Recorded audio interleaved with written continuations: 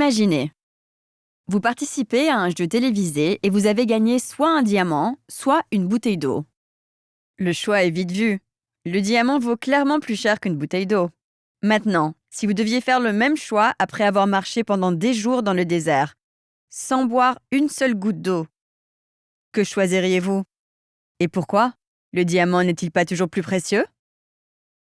C'est le paradoxe de la valeur, décrit par l'économiste Adam Smith, qui explique que définir la valeur n'est pas aussi simple qu'il n'y paraît. Dans le jeu télévisé, vous pensiez à la valeur d'échange ultérieure de chaque objet, mais en cas d'urgence, comme dans le cas du désert, leur valeur d'usage, c'est-à-dire leur utilité dans votre situation actuelle, est bien plus importante que leur valeur d'échange ultérieure.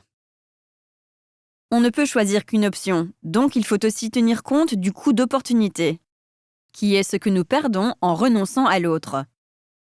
Après tout, le prix que vous obtiendrez du diamant n'a pas d'importance si vous ne survivez pas au désert. Les économistes abordent le paradoxe de la valeur en tentant d'unifier ces considérations sous le concept d'utilité. Comment quelque chose satisfait les désirs ou les besoins d'une personne.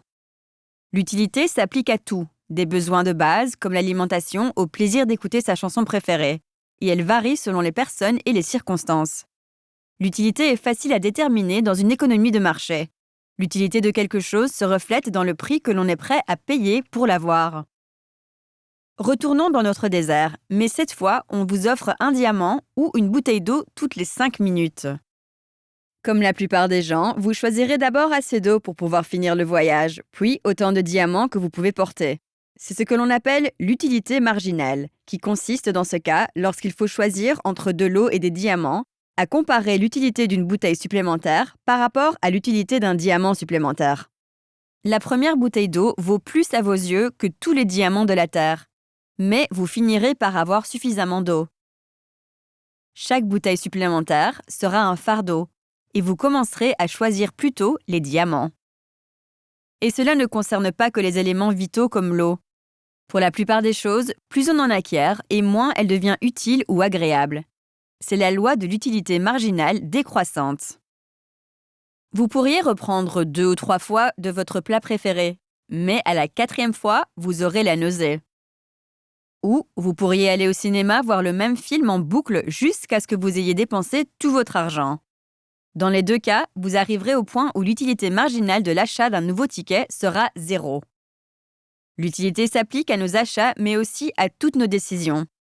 Et la manière intuitive de la maximiser est de varier comment nous utilisons notre temps et nos ressources.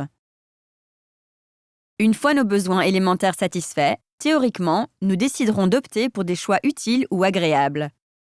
Bien sûr, comment maximiser l'utilité dans la vie réelle est une autre affaire. Mais rappelons-nous que la source ultime de la valeur vient de nous-mêmes, de nos besoins, des choses que nous apprécions et des choix que nous faisons. Continue à développer tes capacités de raisonnement grâce à ces vidéos. Et abonne-toi à notre chaîne. On ne sait jamais quand on aura besoin d'outils pour résoudre un problème moral.